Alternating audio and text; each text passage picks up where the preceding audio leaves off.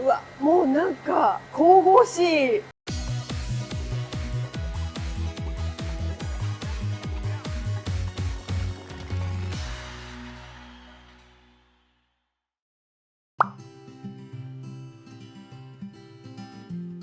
大豆の次は小麦の工程で、小麦は宝禄というお鍋で、これも薪火で焙煎します。で焙煎した小麦が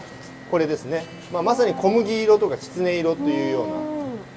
でちょっと徳さんこれ香りを嗅いでいただくと、あー、いい香りする、香ばしい。で醤油の場合は、はい、味は大豆、香りは小麦と由来と言われてまして、はい、そういった意味ではこの小麦の香りをどれだけ引き立たせられるかっていうのが一つ大きなポイントになってきます。なるほど。でこちらにあるのがそれを石臼でひいた全粒粉と呼ばれる皮ごと粉砕した粉です。でポイントなのは、この粗さです。要は小麦粉みたいにもっと粉々にすることもできるわけですけど、そうすると麹を付着させるときに非常に麹がつきづらい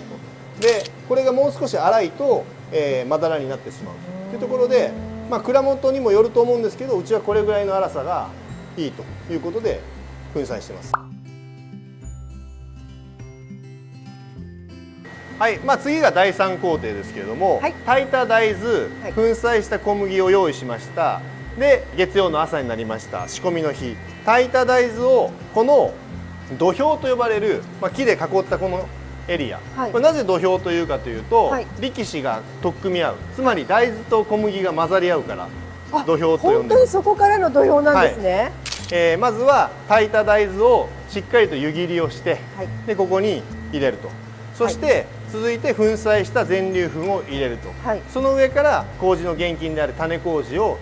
入れて、それをサンドイッチ状にミックスしていって、ここで人力でスコップで混ぜ合わせる。ここからの麹の生育っていうのは、他の発酵食品でも同じかもしれませんけど、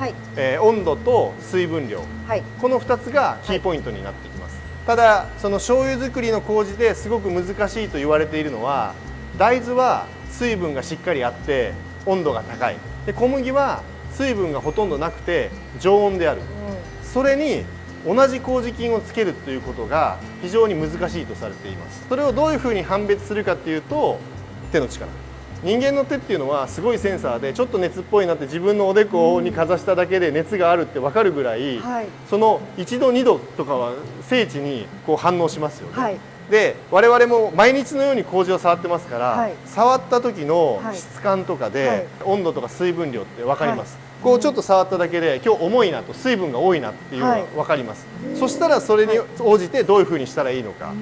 っていうことと、もう一つ大事なのは自分中心ではなくて自然で作るということです。つまり自然の気候が温度が高いのか低いのか、ここから4日間の麹を作る天気がいいのか悪いのか、そういったところを判断しながら育てていく。これが難しい。麹作りは機械で作るところは 99% です。そんな中、これは手麹と呼ばれる伝統製法で守っていかなければならない日本特有の技術でもあります。ただ大変ではあるけれども、やっていく中で経験値が上がっていって、そこで麹が応えてくれると。それがいい麹ができた時というのは、この上ない喜び、僕にとってもそうですし、一緒に働いてくれてる仲間にとってもすごくテンションの上がることなので、手を抜かずに毎回の積み重ねでやっていってます。でこれが麹蓋といいまして、大豆と小麦と種麹を混ぜてスコップでかき回せながら、温度と水分をある程度手の力で判断しつつ OK になれば、この麹蓋という板の上に持っていきます。でこれをここにあるのが全部麹蓋ですね。すごい。でちなみに今日ちょっと持ってきましたけど、これは江戸時代の麹蓋です。これは江戸時代の？そうです。たまたま嘉永3年って書いてますけど、昔の麹蓋は、これは酒蔵の麹蓋にすごく似ていて、こういうような形で、もう木の板ですね。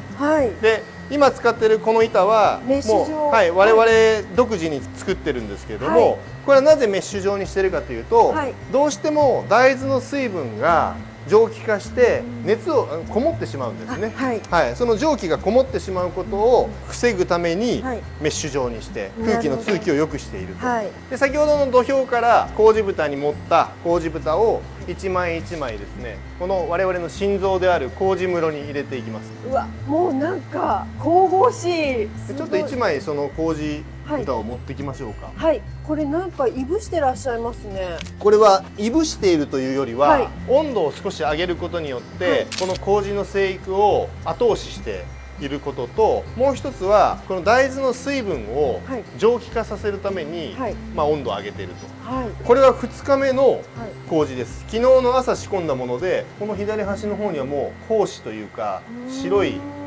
ありますね。はい、皆さん白いの見えますかね。はい、すごい。これはかなりいい状態で麹が2日目にしてはついてる状態ですね。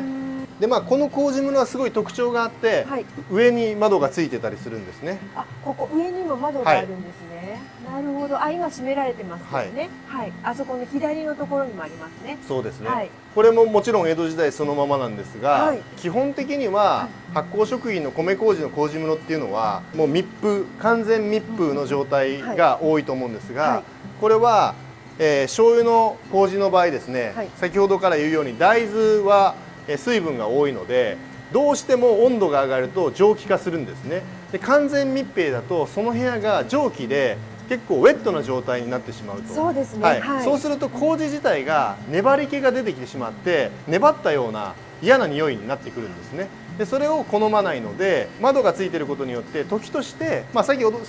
つけた換気扇もありますけれども換気扇を回したりとか窓を開けたりすることで蒸気を逃がすという役割があります。あと2日間寝かすんですかね。そうです。ここで4日間、はい、朝夕と手入れという攪拌作業をして、はい、麹を育てていきます。ありがとうございます。はい、貴重なところを見せていただきました。上に上がらせていただきました。野村さん、色が全然違いますね。